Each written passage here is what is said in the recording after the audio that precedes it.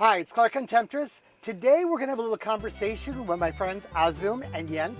They're on a boat named Dilly Dally, and they've been sailing someplace that a lot of us think isn't safe. Let's get their opinions on Venezuela.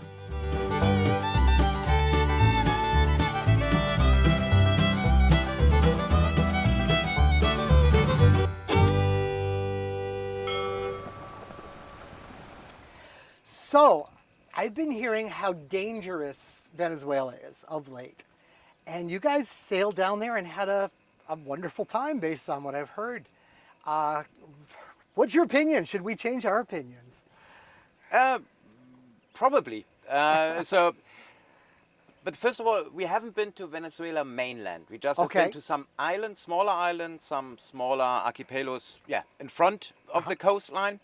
So we cannot do any recommendation going to mainland Venezuela, because we also heard might be dangerous, but also we heard lots of people saying that also the islands are dangerous, and in our opinion, completely bullshit. We actually experience the complete difference. So we haven't never ever met people so friendly, fishermen all the time coming, really presenting fish, lobster, everything just for gifts. Because everyone was happy to see some sailors, and also we never felt unsafe. Actually, it was really the opposite, because also on all these small islands you have Coast Guard, for instance, and they are coming actually also to check the boat. Maybe they want to have a beer, and but then they were so friendly, invited us to their station, because we don't have Starlink, we don't have mobile reception there, but they said, when you come at 5 in the afternoon to our station, then we start the generator, and we will have for 1 hour we have Wi-Fi, and you can use it. And we never experienced that before. When were you there? I probably should have started with that. Yeah, we were there so around 6 months ago, in November and December. Yep. That would be 2023. Yes, exactly. Well, were there stories that it was worse before? Did you hear anything? Is it getting better is my thing, or do you think it's always been okay out at the island? I don't know. Of course, we've heard about some incidents, but they were actually quite long ago. So it wasn't like, let's go there and see what happens. So we tried to get good information before, definitely, but we haven't heard of any incidents. We haven't heard of any incidents like piracy in the last few months. And of course, what we've heard were all the stories about sailors, you have to switch off the AIS, no lights on, stay miles outside, and also we heard some stories that sailors said there were some pirates coming to their boat, but then they tried to, or they could escape, and then you have all these hero stories. We also had people coming to our boat, but fishermen. They look scary because they have sun protection, so they covered faces and long sleeves. And of course, it's in the beginning, because of all the stories, and we had it in our minds, it's strange when a boat with 4 guys coming to your boat. It always is. But in the end, it always ended up the same. We had lots of fish on our boat. Maybe they had a Coke, and we had new friends. Probably should talk about why one is concerned about Venezuela. I mean, if you haven't looked at the charts, if you're going to sail around the Caribbean, I'll put a chart up. You'll probably work your way out to the Eastern Caribbean. Many people do. And then from Grenada, if you want to go to the Western Caribbean, it's a long way if you don't stop in Venezuela to the ABCs. So sailors would always go to, Los Roques and Margarita would be probably the big stops, right? Yeah. And then they weren't for many years. And you went right through that area, and it went well. Where did you stop? What islands did you like? Tell us the story. Yeah, so we started in Tobago. So first, for hurricane season, we stayed most of the time in Grenada. It was okay. Then the last, I think, 6 weeks, we stayed, or nearly 6 weeks, we stayed in Tobago. Brilliant. And from Tobago, we wanted to sail to the ABC Islands, and then later on to Colombia. And of course, as I said, on the way, it's Venezuela, and we saw these smaller islands. And the first one was, it's called Los Testigos. It's actually five or six small islands with, I think, 400 people living there, just fishermen, very simple, very poor in a way. Also, there is no shop, Simple. nothing. Yeah. Simple, yeah, very, not very poor, simple life. simple. No shop, you cannot buy anything. And we thought in the beginning, okay, we will stop there maybe for one night because it just, I think, I'm not sure, around 150 miles from Tobago. We said, okay, let's make a stop over there. And maybe one night, maybe two if it's nice. In the end, in Los Testigos, we stayed more than, One 1 week or more than a week. Then we continued to the next island, which was also around 110 maybe miles distance, Blanquilla. Here. From Blanquilla to Los Roques, where we also Blanquilla we stayed a week or even longer. Los Roques we stayed. Everyone has said you are just allowed to stay there for 5 days. We stayed there more than 2 weeks, and then there another small islands between Los Roques and ABC Islands is Los Alves.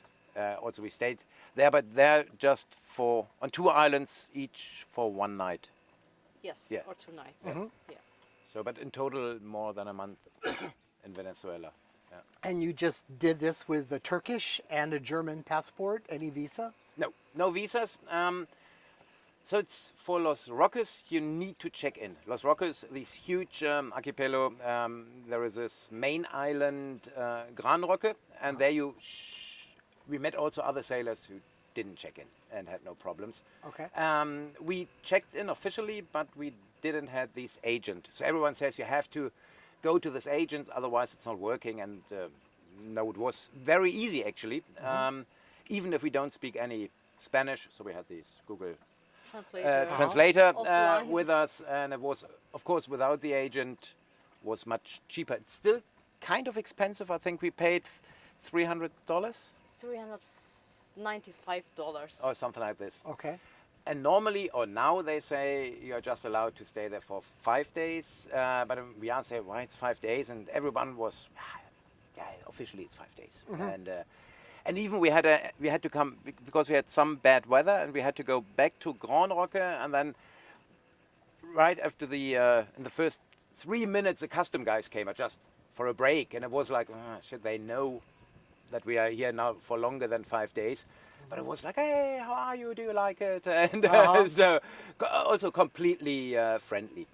And on the other islands, actually, like Los Testigos, so as I said, the Coast Guard is coming. They take pictures of the boat, but it's more young guys. It's more selfies. Okay. They are really proud, and immediately they try to send it to their families. Look, we're on a boat, on a sailing boat, and we got a piece of paper like a yacht in transit, and they just said, but you can stay as long as you want. It's not a problem. On the second island, Blanquilla, also the coast, same procedure. Also the Coast Guard came, then we presented the paper that we've been to Los Testigos. They had a look at the paper, took a picture of the paper, and I said, okay, fine, welcome. Okay. That's all. No payment for these islands, nothing, no visa. Very easy. Okay. Excellent. Excellent. Well, that's very encouraging, because it makes that part of the world very uninviting when you have to, because the scuttlebutt has been, not only do you not stop, but you give it a wide berth, maybe 100 miles, and well, I'm hearing differently now. Yeah, we were just too lazy. When you left, did you check out in any particular way for the first of the ABCs you went to? Yeah, that's what we did in Los Roques, because there was the first time that we checked in officially, and also we had to check out. But also we did it at the same time, which is kind of, we asked, and they were discussing, because from Los Roques or from Gran Roque, where the customs is, normally you sail already to the west, and then for checking out we had to go back, and we didn't want to do it. And then that's why we asked that, can we check out today? And then, so we had kind of from where you went, the main logistic place was Los Roques. Yeah, exactly. And that was also with these with this document. Actually, we checked in at the ABCs, and they were a little bit suspicious because it took too long for them, because we stayed way longer in Los Roques than expected. And normally from Los Roques it's, I don't know, 1 or 2 days to ABC Islands, and there was 2 weeks, and they were kind of suspicious But then we explained it to the customs in Curacao, and okay. Okay. And you Because just I think said maybe use- that's a bigger problem. Maybe when you come from these countries that in the next country you are going to, that they are all suspicious. Yeah, they haven't seen one in a while. Maybe. Yeah, but we had the same or similar when we came from Colombia and entered Jamaica. They boarded us actually before we arrived in Jamaica. Came Coast Guard, police, whatever, and then also asking where we're coming from and said Colombia, and then okay, so we come on board, check everything. So maybe there was similar in Curacao when you say we are coming from Venezuela. Okay. That's- And you didn't stop in Marguerite, no. and why was that? Actually, that was also maybe for some security reasons. Well, we've heard that this area might be dangerous, and it wasn't far away, 20 miles, I guess.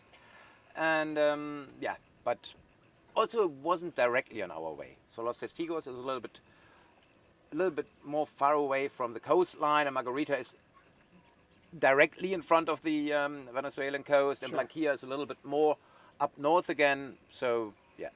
My wasn't even firsthand because I didn't sail to Venezuela, but the last time I was in Grenada was like in I don't know 07, 08, and it was just as things were getting bad. And it's strange because Marguerite was the safe place. Everything Okay, else yeah. was because the people with money were moving their families there for safety. Yeah, so yeah. I guess there was more security. Maybe, yeah. So, but Things yeah, changed, Yeah, yeah. I mean, actually, I don't know if they changed or, but we decided not to go there, and it was not really a decision. It just wasn't on our way.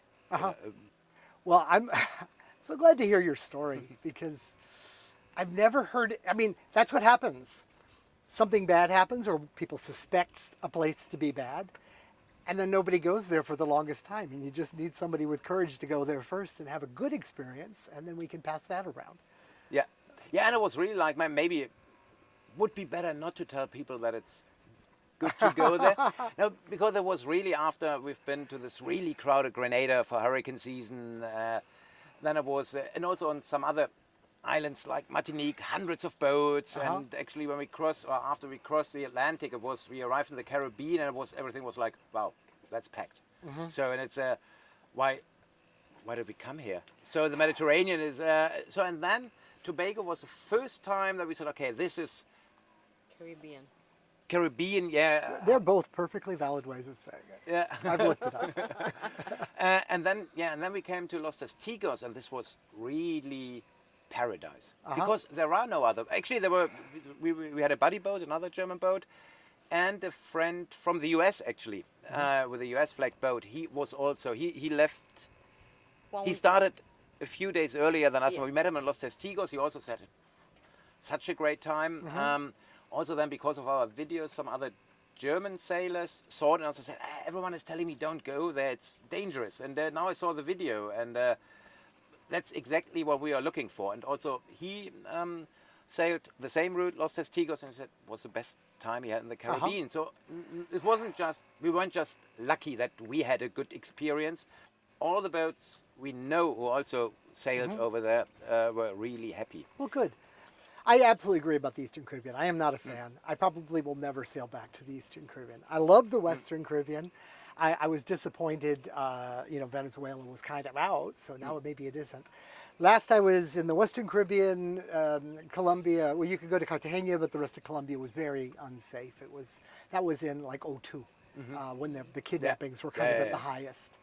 And I've always wanted to get, in fact, we were planning on going down there, then COVID happened. And we ended up staying here. Now it looks like actually I'm going to go to the Med. Okay. That's kind of my latest plans, I think, is to fly to Europe and spend some time there and maybe sail Sweden and then a little later sail Greece. That's definitely a good plan. The Med is very nice. Yeah. Sweden is cold. Well, not this time of year. If you stay in the archipelago. I've swum where we're going to be sailing. Okay. Nice. Yeah, in summer it's really nice. Yeah, I was really expecting it to be freezing and it just wasn't. Yeah. Can be. Yeah. Thanks for your story. If you speak German, you should check out their channel. We'll put a link to it in the description. I guess you have a couple English videos, so maybe we'll Yes. put a link to those in the description. And then if you speak German, continue to go through their channel. Or and learn see German. other thing. Or learn German. Yeah, you can use subtitles, so you can. Okay. Yeah, You yeah. supply English subtitles? Yeah, actually, it's the automatical generated subtitles by YouTube. Okay. But it works pretty good. Well, then you're going to find more detail on their Venezuelan experiences there and make your own decision whether you should go there or not. But maybe, well, it's at least time to look into it. That's for sure. And bye-bye Bye. from Dilly Dally. And Mark on Bye-bye. Tempers. See you around.